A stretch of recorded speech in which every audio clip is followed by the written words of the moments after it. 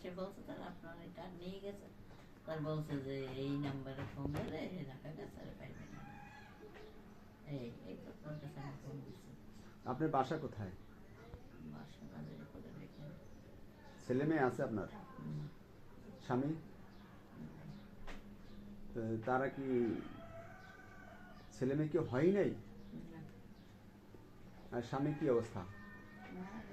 মারা গেছে সে। হ্যাঁ, সেটা ক্লিয়ার করে বললে আমাদের একটু বোঝে। অনেক সময় ফেলে চলে যায়, অর্থাৎ পরিত্যক্তা। ওনার বাচ্চা টাচ্চা নাই, উনি ওনার বাইরের ছেলেদের এতদিন বাসা নিয়ে থাকে পড়াইছে। এখন বাইরের ছেলেরা বড় হয়েছে, চলে গেছে।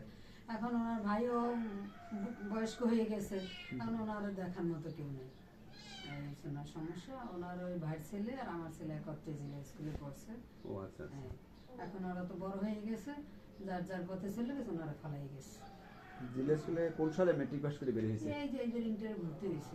ও, আমার এই জিলা স্কুলে দেখছেন না, গেটের সামনে বাক্স নিয়ে সাহায্যতে আপনারা জান না, ওই গার্ডিয়ানরা সময় পরীক্ষার সময় মাঝে মাঝে গেছিল।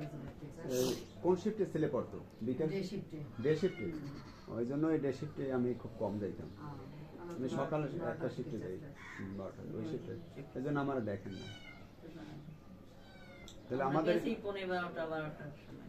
হ্যাঁ হ্যাঁ, এই জন্য আমি সকাল শিফটে আমি সাহায্যের জন্য যে বাসাটায় ছিল ওই বাড়িওয়ালা বাসা ছেড়ে দেওয়ার জন্য আরো 2-3 মাস আগ থেকেই বলতেছে, কিন্তু দেখছে কোনো দিক দিয়ে সাহায্য সহযোগিতা পাই কিনা, এরকম হয় না।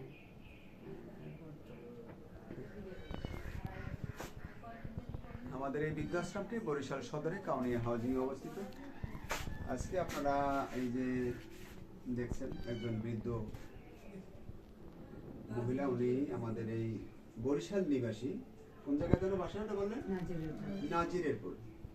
ওনার স্বামী মারা গেছে অনেক আগে, ছেলে সন্তান ছিল না। বর্তমানে এই অসহায় জীবনযাপন করছে উনি। আর যেখানে ছিল সেখানেও তার আশ্রয় অতটা আসলে মজবুত ছিল না, যেহেতু তার একটি ভাইয়ের কাছে উনি ছিল, এক ভাই গেছে না, আপন ভাই, আপন ভাই, সেও বয়স্ক হয়ে গেছে। বয়স্ক জীবনে আসলে সবারই একটু কদর, আমরা বলি যেটাকে মান মর্যাদা, না ভালোবাসা, আপ্যায়ন, হ্যাঁ, এগুলো কমে যায়। তো সেই মোতাবেক ওনারও এই অবস্থা। আমাদের এই বৃদ্ধাশ্রমে মনে হয় যে ওনার একমাত্র ভরসা বর্তমানে স্থল হয়ে দাঁড়িয়ে গেছে। আমরা শুভাকাঙ্ক্ষীদের বলবো আমাদের জন্য দোয়া রাখবেন, অন্তত আল্লাহ যেন আমাকে সুস্থ রাখে, ভালো রাখে, যাতে করে এরকমের যাদের আশ্রয় স্থান নাই তাদের জন্য আমরা একটা আশ্রয় দিতে পারি, সেই কামনা মহান স্রষ্টার কাছে রাখি। আর আমি মোহাম্মদ শাখাওয়াত হোসেন, এই প্রতিষ্ঠানটি প্রতিষ্ঠাতা এবং পরিচালক। শুভাকাঙ্ক্ষীদের দোয়া চেয়ে আমরা এই ছোট্ট একটা ভিডিও থেকে বিদায় নিচ্ছি। সকলে ভালো থাকবেন, আপনাদের সুস্বাস্থ্য কামনা করি। আসসালামু আলাইকুম।